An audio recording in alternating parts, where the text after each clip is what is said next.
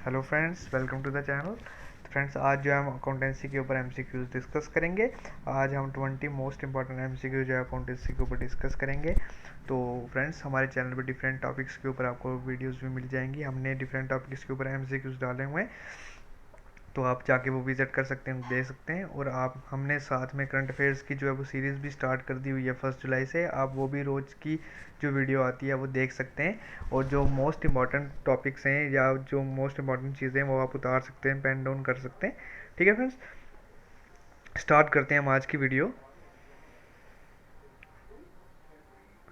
First question,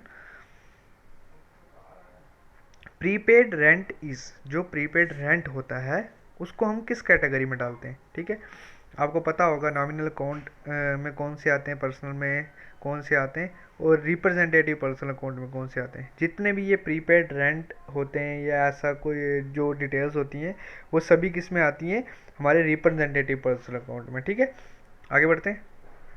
question number second, trial balance is, जो trial balance हम बनाते हैं किसी कंपनी का, किसी क्या बोलते हैं इंस्टीट्यूट का, जो ट्रायल बैलेंस होता है वो क्या होता है? वो एक अकाउंट होता है, एक लेजर होता है, एक जर्नल होता है, एक स्टेटमेंट होता है। वो एक स्टेटमेंट होता है। ठीक है, ट्रायल बैलेंस में हम क्या करते हैं, एक अच्छा अच्छा एक रफ स्केच बना देते हैं कि कितना क्या होगा, कितना खर्चा है, कितना हो गया है और कितना जा सकता है। आप मतलब सारी चीज़ें उसमें हम पेन डाउन करते हैं। ठीक है, आगे बढ़ते हैं। Question number third, the account which has a debit balance and is shown in debit column of the trial balance. ऐसा अकाउंट जिसका डेबिट बैलेंस हो और उसको debit column of the trial balance में रखा जाए, उसे कौन सा अकाउंट कहते हैं? उसे ड्राइंग अकाउंट कहते हैं। ड्राइंग्स, आपको पता है ड्राइंग्स कौन सी होती हैं? ड्राइंग्स वो होती हैं जो भी इंसान जो अपने पर्सनल यूज़ के लिए जो पैसा लगाता है वो ड्राइंग्स में आती हैं। और ड्राइंग्स हमेशा किस में से माइनस होती हैं?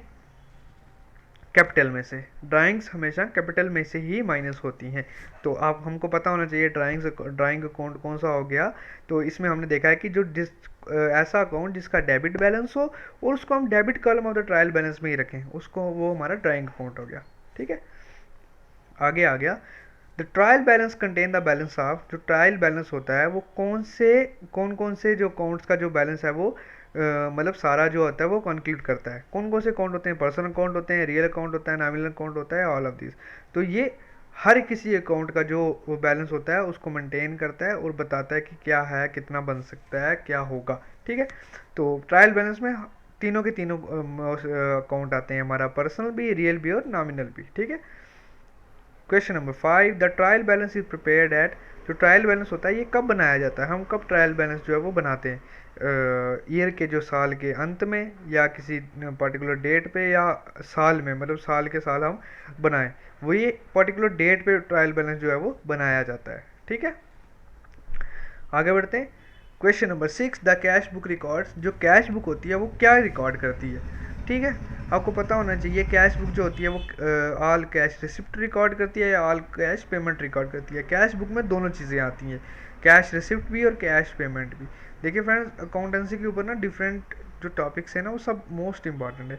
आपको एमसीक्यू ज़्यादा से ज़्यादा अटेंड करेंगे तभी आपको जो होगा अकाउंटेंसी के ऊपर अच्छा आपका कंट्रोल हो जाएगा, नहीं तो बड़ा टफ हो जाता है। क्योंकि अकाउंटेंसी के ऊपर आपको डिफरेंट टॉपिक्स के ऊपर डिफरेंट क्वेश्चंस बनते हैं, एन नंबर ऑफ क्वेश्चंस बनेंगे। आप डिफरेंट चैनल पे जाके विजिट करेंगे ना तो आपको डिफरेंट क्वेश्चंस मिलेंगे। ठीक है, टॉपिक एक होगा लेकिन उस पर क्वेश्चंस जो होंगे वो एन टाइप ऑफ क्वेश्चंस होंगे। तो आप ज़्यादा से ज़्यादा इसकी प्रैक्टिस कीजिए। आगे question number 7, cash book is a, cash book क्या होती है? एक सब्सिडरी बुक है या एक प्रिंसिपल बुक है? कैश बुक दोनों है, एक सब्सिडरी बुक भी है और एक प्रिंसिपल बुक भी है। ये डिपेंड करता है एट कब हम इसको यूज़ में लाते हैं। ठीक है, ये दोनों कैटेगरीज में फॉल करती है, सब्सिडरी में भी और प्रिंसिपल में भी। ठीक है, question number 8, the source document and voucher used for recording entries in sales book. ठीक है, एक ऐसा सोर्स डॉक्यूमेंट या एक वोचर जिसको हम क्या बोलते हैं रिकॉर्डिंग्स के लिए यूज़ करते हैं, सेल्स बुक की रिकॉर्डिंग्स के लिए यूज़ करते हैं, उसे क्या कहा जाता है? उसे कहा जाता है डेबिट नोट कहा जाता है, क्रेडिट नोट कहा जाता है, या उसे इनवॉइस कहा जाता है। जो भी याद रखिएगा, जो भी सोर्स डॉक्यूमेंट जिसको हम रिकॉर्डिंग्स, जिसमें हम रिकॉर्ड करते हैं एंट्रीज किसकी, सेल्स बुक की, इन सेल्स बुक में, ठीक है, वो हमेशा इनवॉइस होता है, हमेशा इनवॉइस। ये दो चीज़ें आप याद रखना, जहाँ पर रिकॉर्डिंग हो और जहाँ पे सेल्स बुक हो, ये दोनों चीज़ें जहाँ पर दोनों इकट्ठी होंगी ना, वहाँ पे क्या होगा, हमेशा इनवाइस ही होगा, इनवाइस ही होता है, ठीक है, जिसमें हम रिकॉर्डिंग करते हैं। आगे question number 9, the balance in PT cash book is a. अब पहले तो आपको पता होना पीटी कैश बुक होती क्या है, बहुत बच्चों ने अब तैयारी कर ली हुई है कि पीटी कैश बुक होती क्या है, पीटी कैश बुक में क्या करते हैं क्या नहीं होता। PT cash book small cash book होती है, जिसमें वो स्मॉल स्मॉल जो ट्रांजेक्शन होती है उनको रिकॉर्ड करते हैं, ठीक है। जो हमारी पर्सन ट्रांजेक्शन होगी, हमने किधर कितना पैसा लगाया, क्या हुआ, कितना खर्चा हुआ, सारा कुछ उसके बीच, ठीक है। और होती क्या है, ये एक्सपेंस होता है, एक प्रॉफिट होता है, ये एक एसेट होता है, ये एक एसेट होता है, ठीक है, जिसमें हम सारा डाटा जो होता है वो रिकॉर्ड करके रखते हैं कि भाई हमने कितना लगाया, क्या किया, क्योंकि एक स्मॉल स्केल पे जो पीटी कैश बुक होती है वो काम करती है। आगे question number 10, small payments are recorded in a book call. जो स्मॉल पेमेंट्स अभी मैंने आपको बताया कि जो स्मॉल पेमेंट्स हम रिकॉर्ड करते हैं किसी बुक में, उस बुक को क्या कहा जाता है, कैश बुक कहा जाता है, परचेज बुक कहा जाता है, पीटी कैश बुक कहा जाता है। फ्रेंड्स उसे जो है वो पीटी कैश बुक कहा जाता है, ठीक है, जिसमें हम स्मॉल स्मॉल पेमेंट्स को रिकॉर्ड करते हैं, ठीक है। आगे बढ़ते हैं question number 11, a bank reconciliation statement is prepared by. जो बैंक रिकंसिलिएशन स्टेटमेंट होती है वो कौन प्रिपेयर करता है, ये क्वेश्चन तो मोस्ट इंपॉर्टेंट है ना, कितनी बार पूछा गया। आपको पता होना चाहिए बैंक रिकंसिलिएशन स्टेटमेंट क्या होती है। कई बार फ्रेंड्स मैं आपको बताता हूँ कि कई बार क्या होता है कि जैसे हमारा बैंक में अकाउंट है, सपोज मान लीजिए हमारा बैंक में अकाउंट है, तो क्या होता है कि कई बार हमने पैसा सबमिट कराया, ठीक है, हमारे पास पहले 10 रुपये थे, हमने पैसा सबमिट करा दिया हुआ है, ठीक है। तो जब हम बाद में बैलेंस चेक कर रहे हैं ना, वो बढ़े नहीं है पैसे, ठीक है, उतने के उतने। या हम last end of the year check करें तो देखेंगे कि कहीं ना कहीं जो पैसों की हेर मतलब ऊपर नीचे लग रहे हैं, या 500 ज़्यादा लग रहे हैं, या 500 कम लग रहे हैं, या कुछ ऐसा बीच में चेंजेस आई हुई हैं जो कि हमारी नज़र में नहीं थी, लेकिन हमें लग रहा है कि चेंजेस आई हैं, कुछ ना कुछ हुआ है। फिर हम बैंक रिकन्सिलेशन स्टेटमेंट बनाते हैं। रिकन्सिलेशन स्टेटमेंट के थ्रू हम क्या करते हैं, हम देखते हैं कि क्या हो सकता है, क्या मतलब पॉसिबिलिटी है जिसकी वजह से जो हमारी रिकॉर्डिंग्स हैं वो गलत आ रही हैं, हमारी स्टेटमेंट्स जो हैं गलत आ रही हैं। तो मेनली जो बड़ी बड़ी मतलब जिनके बिजनेस अकाउंट है सब कुछ, वो जो हर महीने के महीने जो चेक करते हैं, वो देखते हैं माइनर माइनर बारीक बारीक चीज़ देखते हैं कि भाई कहीं पे कोई चेंजेस तो नहीं आई है। कई बार टाइम की चेंज आ जाती है, कई बार डेट की चेंज आ जाती है। तो रिकन्सिलेशन स्टेटमेंट से क्या करता है, हम छोटे छोटे डाउट्स ये क्लियर कर सकते हैं। तो ये कौन बनाता है, ये बिजनेस ऑफ द एंटिटी जो होती है वो बनाती है, ठीक है। Question number 12, depreciation provided on machinery is debited to. जो डेप्रिसिएशन प्रोवाइड की जाती है मशीनरी में, वो किस में डेबिट की जाती है, वो डेप्रिसिएशन अकाउंट में ही हमेशा डाली जाती है, ठीक है। डेप्रिसिएशन जितने भी किसी भी चीज़ पर प्रोवाइड करेंगे वो उस डेप्रिसिएशन अकाउंट में ही इंक्लूड होगी, ठीक है। आगे question number 13, cash received from sale of fix asset is credit to. ठीक है, जो कैश हम रिसीव करेंगे किसके, जो हमने सेल किया और फिक्स एसेट को सेल करके जो हमने कैश लिया है, उसको हम किसके बीच क्रेडिट करेंगे, वो हमारा हमेशा फिक्स एसेट अकाउंट के बीच ही होगा, क्योंकि जो फिक्स एसेट की हमने सेल की उससे हमें पैसा आया वो फिक्स एसेट अकाउंट में ही आएगा, ठीक है। ना ही वो प्रॉफिट एंड लॉस में जाएगा, ना ही वो डेप्रिसिएशन में जाएगा। आगे question number 14, depreciation is provided on. Depreciation किस पे दी जाती है, जो डेप्रिसिएशन हम देते हैं वो किस पे दी जाती है, वो हमेशा फिक्स एसेट के ऊपर दी जाती है, ठीक है। Question number 15, revenue expenditure is intended to benefit.